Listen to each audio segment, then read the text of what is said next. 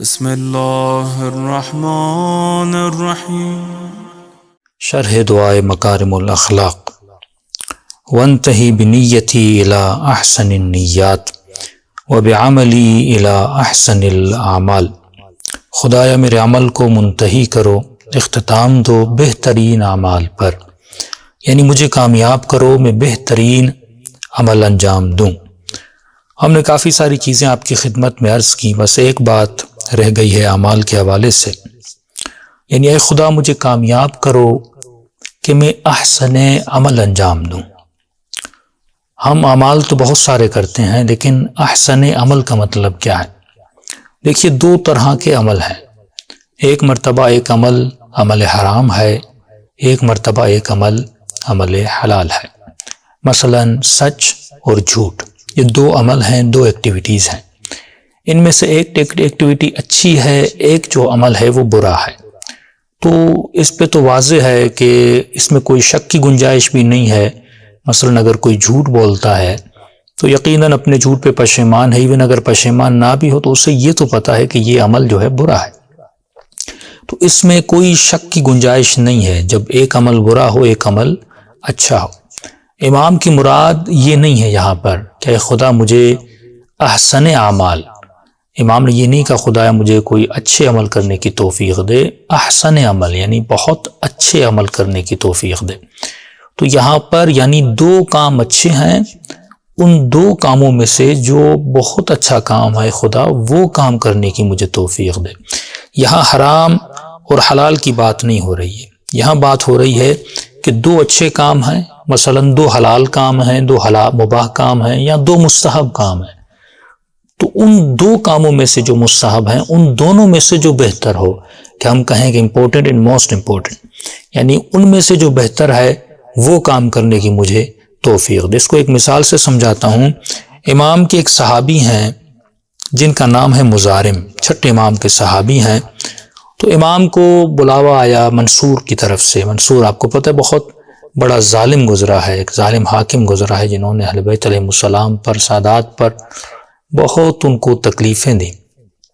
یہاں تک ملتا ہے کہ یعنی جو سادات کے بوڑھے بوڑھے حضرات ہوتے تھے ان کو بازار میں لایا جاتا تھا، زندہ ان کو دیواروں میں چن دیا جاتا تھا، اور اس طرح کے خطرناک ترین حالات میں سادات کو رکھا جاتا تھا۔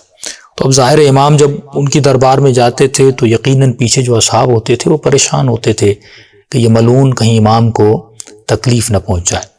تو یہ شخص کہتا ہے امام منصور کے پاس گئے، میں بہت پریشان تھا، امام اندر گئے، امام کب واپس آتے ہیں؟ تھوڑی دیر کے بعد خیر اور صحیح اور سلامتی سے امام واپس آ گئے۔ تو جب امام واپس آئے تو ہم واپسی سے گھر کی طرف جا رہے تھے، امام کے ساتھ ایک میں تھا، ایک اور مزارم اور ایک اور صحابی تھا، یعنی 3 لوگ ہم تھے امام کے ساتھ۔ تو راستے میں جب پلٹ رہے تھے تو منصور کا ایک سپاہی تھا، جیسے راستے میں شرطے اور سپاہی ہوتے ہیں، تو انہوں نے امام علیہ السلام کو روک دیا اور ادھر ادھر کے سوال کرنے لگا، کیونکہ رات بہت ہو چکی تھی تو لہٰذا ہمیں جانے نہیں دے رہا تھا۔ تو امام اس کو سمجھانے لگے، اس سے خواہش تمنا کرنے لگے کہ ہمیں جانے دیجئے، ہم اپنے گھر کی طرف جا رہے ہیں، کسی اور راستے سے نہیں جا رہے، لیکن وہ ماننے کو تیار نہیں تھا، اس نے وہیں پہ روک دیا، جس طرح بعض سپاہی سختی دکھاتے ہیں۔ تو کہتا ہے کہ جب اس نے روکا، اب مثال دے رہا ہوں 10 منٹ 15 منٹ آدھا گھنٹہ ہو گیا، اور امام اس کو بار بار سمجھا رہے ہیں کہ ہم اپنے گھر کی طرف جا رہے ہیں اور ہمیں جانے دو، لیکن وہ امام کی بات کو سننے کو تیار نہیں تھا۔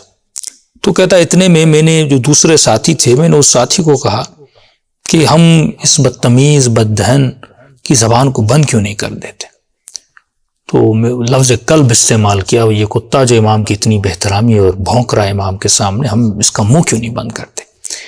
کہتا میں نے اتنا کہا اور میں نے امام کو کہا تو میں نے فرمایا کہ مولا اگر آپ اجازت دیں، یہ ایک ہے، رات کا اندھیرا بھی ہے، تو ہم 3 ہیں، ہم تلوار نکالتے ہیں اور اس بدتمیز کو جو اہل رسول کی اتنی بہترامی کر رہے ہیں ہم اس کو مار دیں، اور مارنے کے بعد ہم اس کو دریا میں پھینک دیں کہ مولا کسی کو پتہ بھی نہیں چلے گا کہ ہم نے اس کا قتل کیا ہے۔ تو امام فرماتے ہیں کف ہے، آرام رہو، چپ ہو جاؤ، خاموش ہو جاؤ، اور امام نے مجھے ڈانٹ کے چپ کروا دیا۔ اب دیکھیے یہاں پر سوال یہ ہے، کیا اس کو مارنا شرعاً جائز تھا کہ نہیں تھا؟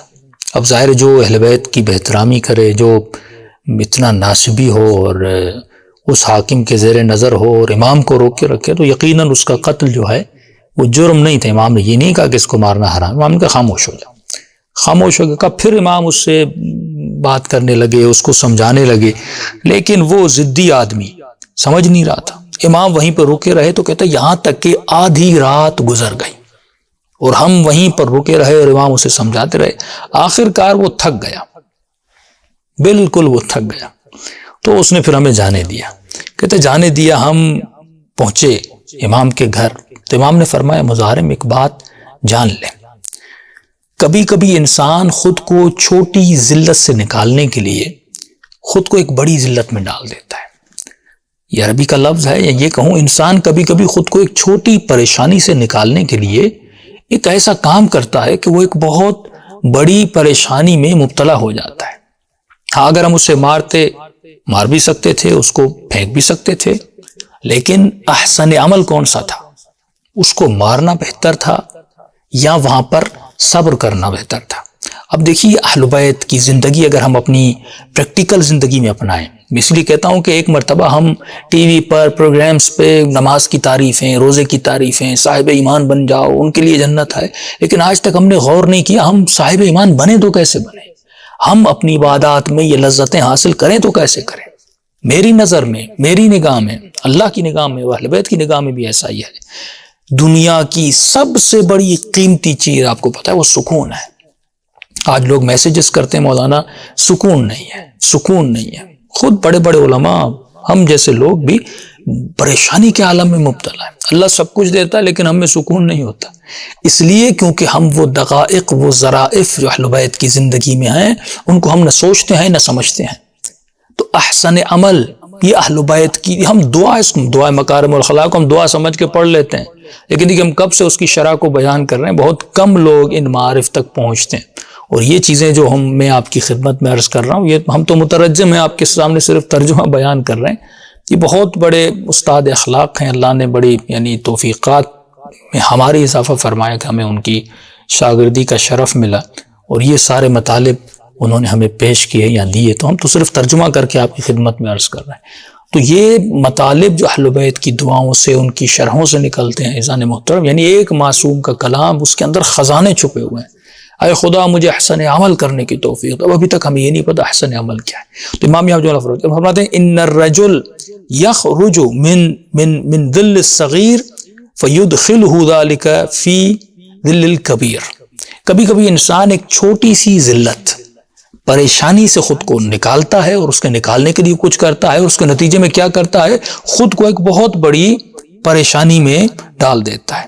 یعنی آپ تصور کیجئے اگر وہ انسان اس کو مار دیتے، اس کو پھینک دیتے، کل اس کی لاش ملتی، اور لاش ملنے کے بعد ظاہر جستجو کرتے کس نے اس کو مارا ہے، پہلے سے اہل بیت کی دشمنی کا معاشرہ ہے، اور پھر امام فرماتے ہیں وہ جستجو کرتے اور ہم تک پہنچتے، تم پریشانی میں چلے جاتے، ہم پریشانی میں چلے جاتے، ہمارے بچے در بدر ہو جاتے۔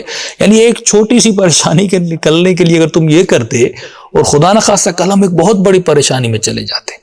تو انسان اپنی زندگی میں، اپنے لمحات میں چلتے ہوئے پھرتے ہوئے کتنے اتفاقات ہماری زندگی میں آتے ہیں، ایک چھوٹا سا غصہ میں بڑی پریشانی میں ڈال دیتے ہیں۔ ہاں تھوڑا آپ کی گاڑی کا کسی اور کی گاڑی سے ٹکر ہو جاتے، وہاں پہ احسن عمل کیا، لڑنا اچھی بات ہے، ہاں، یا 1-2 ہزار دے کے جان چھڑا کے آگے بڑھ جاؤ، اپنے وقت کو ضائع مت کرو۔ اب اس چکر میں آپ پڑ جاؤ، لڑائی میں پڑ جاؤ، جھگڑے میں پڑ جاؤ، ٹائم کتنا آپ کا ضائع ہوتا ہے۔ تو انسان جب بھی ایسے مصائب میں، اسپیشلی ظالموں کے ساتھ مصیبتوں میں آ جائے تو احسن عمل انجام دے۔ آپ جناب سیدہ زینب سلام اللہ علیہ عقیلۃ العرب ہے نا، تو بی بی کی ایک مرتبہ ہم مصائب پڑھتے ہیں، لیکن انہی مصائب میں جب آپ غور و فکر کریں گے، دیکھیں بی بی کا رویہ دربار یزید میں اور ہے، اور بی بی کا رویہ ابن زیاد کی دربار میں اور ہے، کیونکہ بی بی کو پتا تھا ابن زیاد بہت ہی کرخت، سخیف، قسی القلب، بد اخلاق انسان ہے، ٹھیک ہے نا۔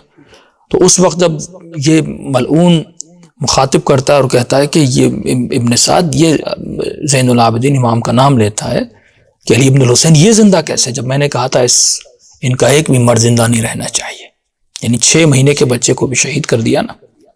تو اس وقت بی بی کا رویہ آپ دیکھیں، بی بی اٹھتی ہیں اور بی بی ایک شعر پڑھتی ہیں، درد مندانہ شعر پڑھتی ہیں، اور جناب سجاد کے گلے پر اپنا سر رکھتی ہیں اور بڑی نرمی سے ابن زیاد سے مخاطب ہوتی ہیں کہ فرماتے ہیں وہ شخص جس کو کسی پہ رحم نہ آیا، کسی پہ رحم نہ آیا، اتنا قسی القلب انسان تھا، بی بی کے جملوں میں وہ تاثیر تھی کہ اس کا دل نرم ہو گیا اور اس نے امام سجاد کو چھوڑ دیا۔ اور یہی منظر آپ کو دربار یزید میں نظر آتا ہے، وہاں پر بھی جب جناب سجاد پہ بات آتی ہے، لیکن وہاں پہ بی بی کا رویہ، وہ سختی، وہ لہجہ بی بی کا جو یزید کے ساتھ تھا، اس یزید کانپ جاتا ہے۔ تو یہ اہل بیت کی درایت کہ کہاں پہ کون سا رویہ رکھنا ہے اور کس جگہ پہ کس شخص سے کون سا رویہ رکھنا ہے، یہ احسن عمل کی بات بھی ہے، اس میں عقل و عقلانیت کی بات بھی ہے۔ تو وہاں فرماتے اگر تم چھوٹی سی پریشانی سے نکلنا چاہتے تم بہت بڑی پریشانی میں آ جاتے۔